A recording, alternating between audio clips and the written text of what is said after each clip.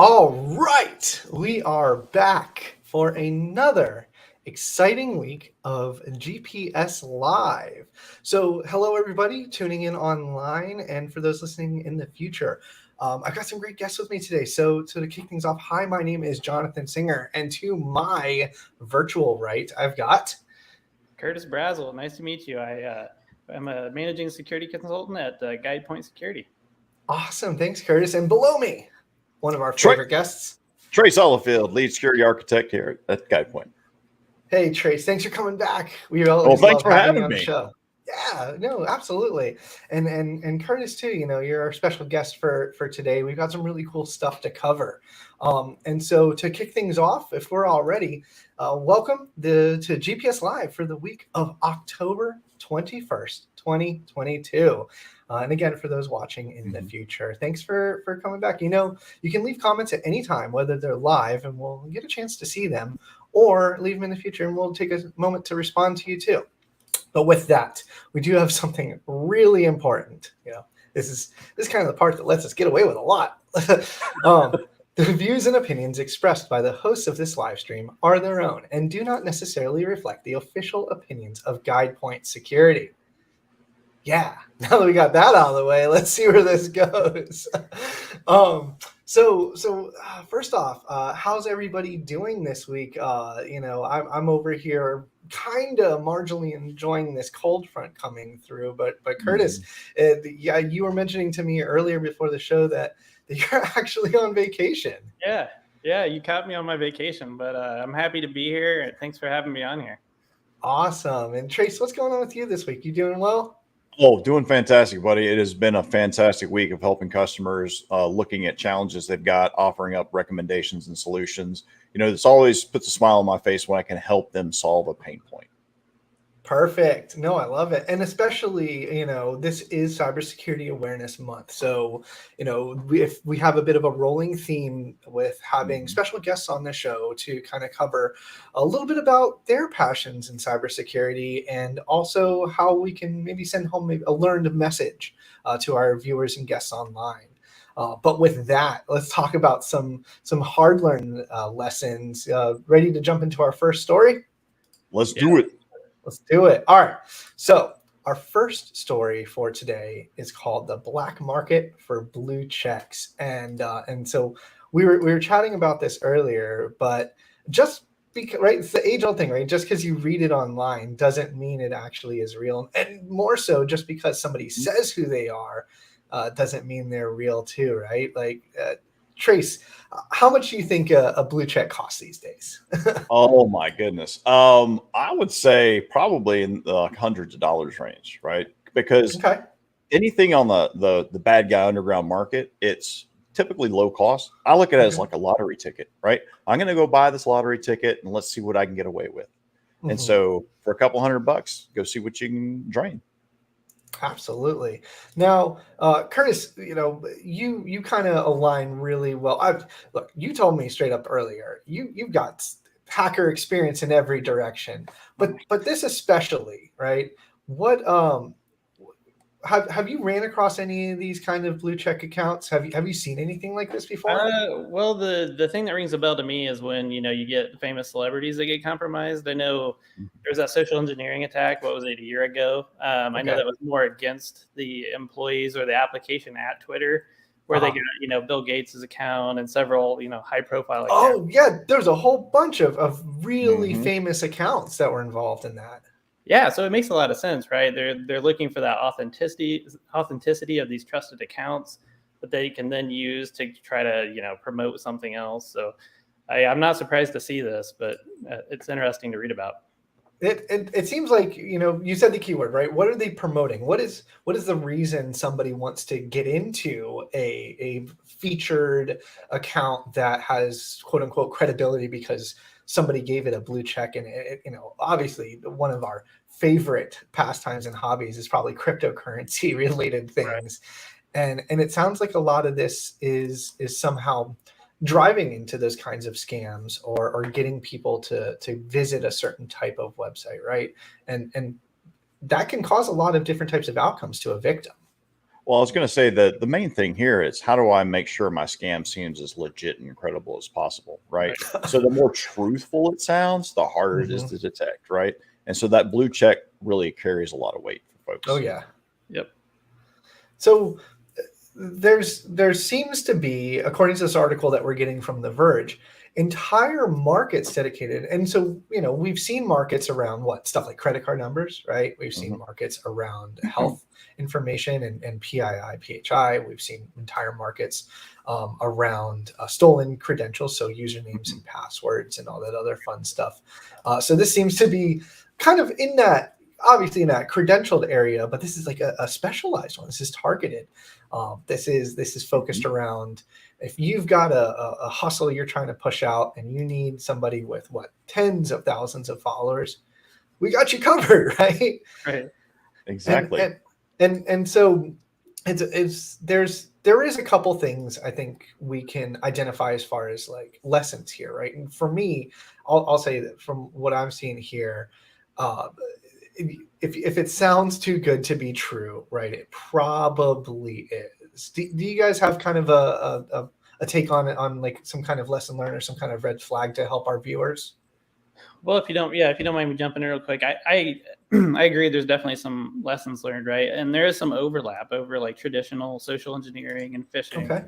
This kind of reminds me of like lateral phishing, right? Where you have, have compromised a legitimate employee's email account and then use that to then phish other, employees in the organization. So yeah, just those basic things we've learned, making sure you question, the material, make sure, your boss is your boss really asking you to go out and buy hundreds of dollars worth of gift cards for everybody, right? And checking the links and things like that. If there is any, question about, what is this asking me to do? Even if you trust the individual, you should still verify the links and things like that. So yeah, I think there's lessons learned. There's also the multi-factor, aspect of that too, and making sure that that's, set up and set up accurately. So I'm going to tag off what Curtis said. And one of the actual conversations we had this week was a particular customer. There was an email going back and forth between two employees, and the bad guys jumped in on the thread on about the fifth exchange, right? Uh-oh. And this is when they injected, don't send the money to the normal account, send it to this account, right? So the attackers are actually advancing their techniques. So that initial phish, while we're getting a lot more aware and adept of looking and seeing them, they're moving on and changing their tactics, i.e. I'm going to get the blue check mark so it lowers your guard, right? I'm going to jump in on that conversation in action, in flight. That'll lower your guard so it increases their chance. Yeah. And I think that is part of it, right? Is how do you appeal, like you said, Curtis, right? Business email compromise is massive when it comes to getting confidence from coworkers and employees and starting maybe not necessarily against the target it may be, but somebody else within the organization and working your way through. And just in general, right? I can't go a day without seeing the latest Elon Musk scam. On social media, on YouTube, on Twitter. I mean, really, it just seems like it's running rampant these days. And the number of weird DMs I get from random accounts telling me that I'm going to be a crypto millionaire if I just follow their link and instructions, right? So, yeah. An interesting thing I saw in that article too was talking about just how, even if it costs hundreds of dollars for one of these blue check accounts, the attackers plan to get their money back pretty quickly, right? It's a worthwhile investment for them because they're hoping they can use that and do some kind of a scam, even if it's short-lived, to say, hey, invest in this Bitcoin wallet address or this NFC thing. So they're getting their money back, and it seems like it's a worthwhile investment, even if it is several $100s. Yeah. And this isn't just, one or two accounts, it seems like. There are hundreds of verified accounts on a multitude of different platforms. Some of them that were called out in the article were stuff like Twitter and Instagram. And oftentimes we're seeing that these verified accounts are given these privileges based on some kind of political status or status based on where you are within a well-known organization or business. And then oftentimes that account may go stale. and it's never really used. It might be earmarked for an individual, but if that person's not active, or like you said, doesn't have two-factor authentication enabled, and their credentials are either easily guessed or something of a drop from another hacked website, and they're using the same passwords in multiple places. And for whatever the reason or cause is, there's a lot of little bits here that I think everybody should be a little bit more vigilant about, right? And it's kind of okay, it seems like, to have a bit of a, I don't know, a questioning mindset when you see these things. We hope that the information shared on social media is somewhat accurate from whatever individual is posting it, but now tides have turned, right? And that might not even be the case, whoever's representing that brand. So any final pick outs or takes from this article? No, I mean, I just wanted to add that, there is some overlap, like we discussed a little bit, with traditional attacks. I mean, to me, a lot of this still ties back to either that original account is a victim of a social engineering attack, like a phishing campaign, or they are victims of a credential stuffing attack, right, where their credentials are used elsewhere. So I guess this is another one of those lessons learned. But another thing would be, make sure you use unique credentials on each of these platforms. You're using multi-factor, all the stuff we've known for a while, but these kind of tie back to some of those issues. Yeah.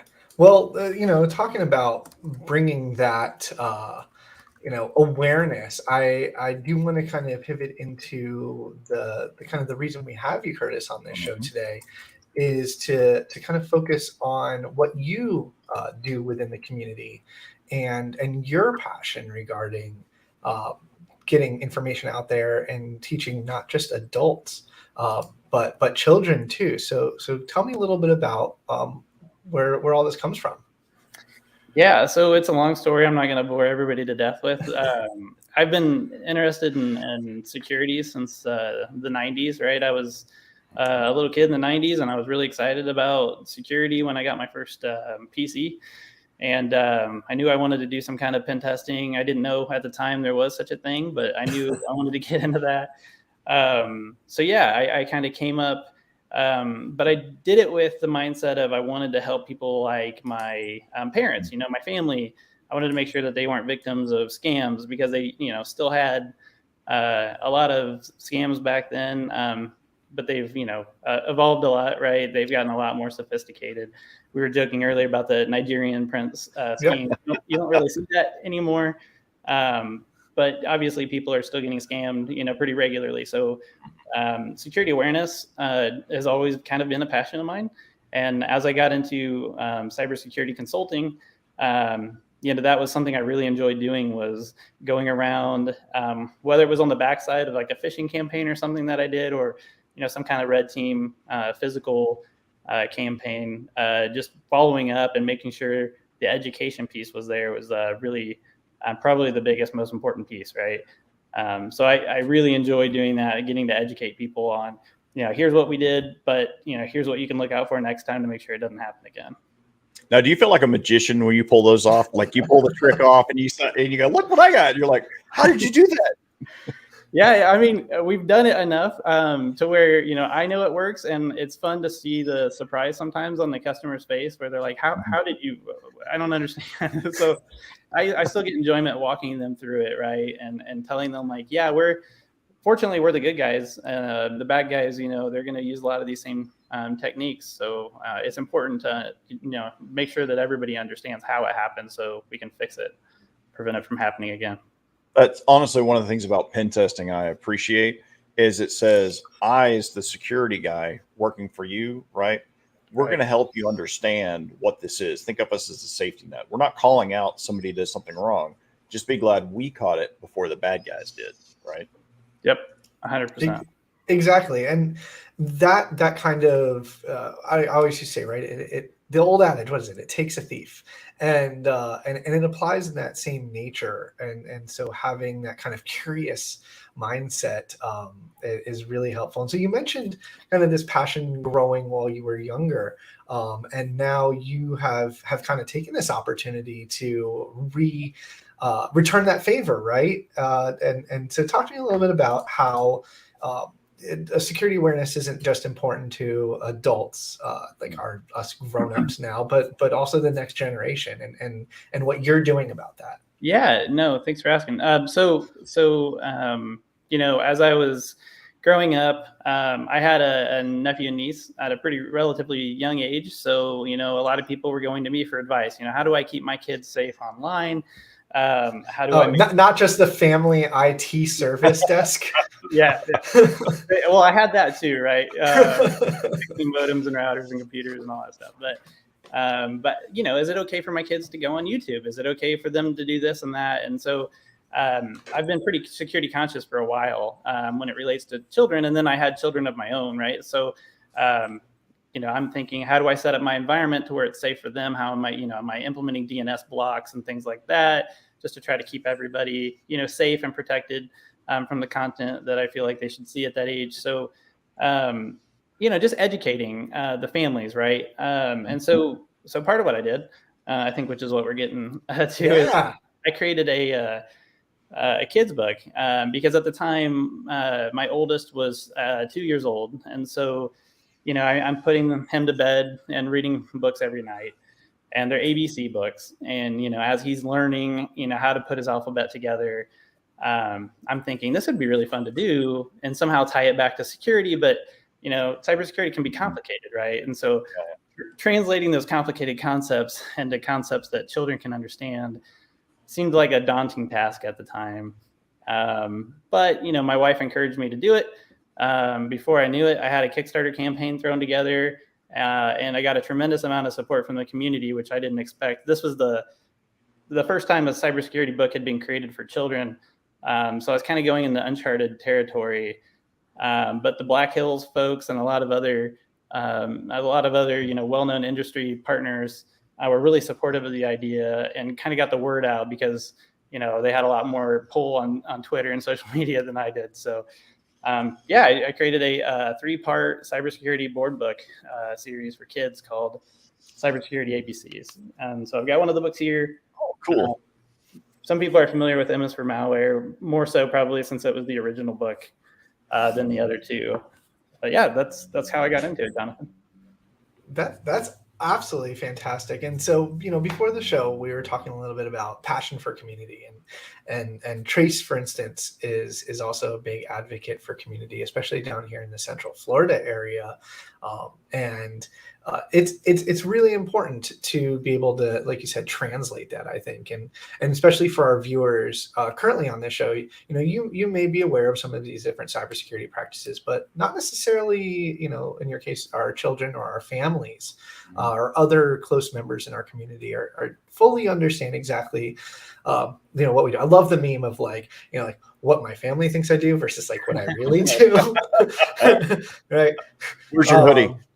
My hoodie is over there somewhere. Yeah, but like you said, we don't have beaches here, or we don't have basements. We have beaches in Florida, so it's a little bit different. But you wanted to make sure that this was a good way for our families and our community to be able to understand and translate some of this stuff. Yeah. Right. Exactly. So part of the reason I did it too is because, you know, I'm sitting there with my children trying to explain to them what it is that, you know, that I do for a living. And they know I'm on the computer. They see me on the computer every day. There's a million different things you can be doing as a profession on the computer, right? So, but I also want them to be safe. And so that's where I started thinking of these concepts. You know, there's 26 letters in the alphabet. I wanted to come up with 26 or concepts for every book, right? And so I did that 3 different times, which is kind of a challenge when you're thinking through each letter. But yeah, it allows me, and I was hoping other parents in this field to be able to explain to their kids, you know, to be able to relate better to them and say, you know, here's what we do, and here are the things to look out for, you know, when you're on the computer. So that was the whole idea, really. Yeah, and Trace, you've been giving me a lot of really good fatherly advice as I'm now in a similar boat. But how have you approached introducing some of these topics, especially to the next generation that we're not necessarily, as much as I would love my children to be focused in cybersecurity and follow after their dad. Dad, They're out following his footsteps. You got this. But the reality is there's still a lot that they need to be aware of. Like you said, one of the big things Curtis, you mentioned, was staying safe online. Well, staying safe online is huge, but I want to say it's really around that data, because that's really what it's at the core of what bad guys want, right? They want your data, they want your credentials, they want to be able to use your image, your brand to their benefit, right? So paying attention to what accounts you have where, what data you're actually sharing out. I think in the younger generation, this is the mix I've seen, is that young folks, generally kids, they just want to share everything. and I want to share with you, you're sitting across the table, let's share food. Okay, cool, right? But that's different than when you say, here's my first credit card, everybody, look, here's my driver's license. Man, the pictures on social media. Exactly, right? I said, pay attention to what information you share, because it's not just your friend, it's the whole world, and you just don't know what you're up against, right? So good and bad comes in different varieties, different flavors, and also cultural differences. To steal and replicate is acceptable in some cultures, is actually viewed as a way to get ahead. I said, that's just the way some people think. It's counter to what we do. But pay attention to that data that you share. Just limit yourself, right? That'll help lower the risk overall. Right. Yeah. And even going further into that, and those are great points, Trace. But sharing information about geo-tracking breadcrumbs and things like that tell people where you've been, what you're doing, what your habits and your patterns are, and how that can be used against somebody, right? And so, yeah, I'm hoping these kind of conversations spark bigger, larger conversations with, their children. It's okay to share these things, maybe, but you have to keep in mind what's the bigger picture? How can you take all of this data and correlate it, and what can be done with that? Because a lot of people just don't know, right? I'll hear the argument a lot of times, why do I care if somebody knows that I went to this restaurant and, posted a picture of my bill or something? And it's like, well, what's the bigger picture? What if they, you're sharing every step of your day and your routine, and then what can somebody do with that information? And a lot of times they're like, oh, okay, I didn't think of it that way. And, it's just awareness. Again, it goes back. Exactly. Hey, you're not at home right now. I know what house to go steal from. Right. Yeah. Right. Because you posted your address, 2 days earlier, or a picture that had a geolocation, stamp on it or something like that. So. Exactly. And so, kind of working towards wrapping this up here, this is, you mentioned to me that this was your way of giving back to the community and to help bring awareness into that. And there's people along the way, and both Trace and I too have experienced this in our adventures. There's been just wonderful people and wonderful communities that have been open arms and want to help spread the word and teach all kinds of great things. And so, my way, I guess, of closing up today's podcast is I wanted to see, Curtis, what does community mean to you, especially with cybersecurity? No, that's a big question, and it's a good question. Community is everything in security, right? And I don't want to open up a can right at the end here. I know, there's a lot of competition in the industry between red team and blue team, right?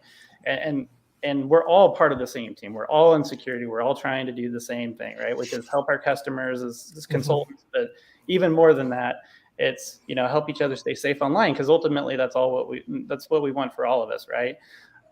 So that's what community is to me. It's all working together, and that's why I also did the red team and blue team books, because I have experience in both fields, and I think we both need each other. They're equally important in my book.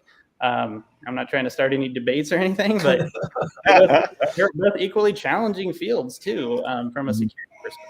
So community is everything. And so that's kind of what it is to me. It's all of us working together, sharing our combined knowledge for the greater good. How about you, Trace? I'm just gonna say, hey, what we got going on in the community chat right now? I do have to admit, I like the next recommendation for Curtis, and that's G is for Guide Point book. So we'll go ahead and throw this up here. So thanks, Dennis, for tuning in. And yes, G is for Guide Point. Hey, I'm definitely open. Yep, definitely. So I'll close out by saying I think community is very important and we learn from each other, right? So be open and sharing as much as information as you can without getting in trouble legally with your organization, because you can learn from somebody else's mistake. How did they get in? What did they do? You look for those techniques in your environment. This is how we get better as a community, is preventing the attacker from being successful against their next victim. I love it. And so I'll take my crack at this. And for me, I don't think I would be where I am today if it wasn't for the sense of community, because finding other individuals that are like-minded in cybersecurity, that are interested in defense and offensive techniques and wanting to pursue a career in this space, starting from a young age. I have everything to thank to a multitude of communities that have helped get me where I'm at today. And I hope that can be a model for a lot of up and coming engineers and professionals and pen testers that we're going to be seeing here soon, right? The next generation is coming in. I know I love having competent coworkers. And if I can hire these talented students and up and coming, really just great folks, that this is exactly how it happens, and it happens from community. And so that's my soapbox. But with that, I'd say this has been a wildly successful, another great week on GPS Live. And so to remind everybody, thank you for tuning in. We love the comments that were coming in today, and we'd love to see more of them in the future. So this has been GPS Live for the week of October 21st. And I'd like to thank both of my wonderful guests for today. So again, my name is Jonathan Singer. Curtis Brazel. And Trace Hollifield. And with that, gentlemen, thank you so much. We hope to have you back on again soon. Please stay safe out there and enjoy the rest of your weekend. Take care, everybody. Take care.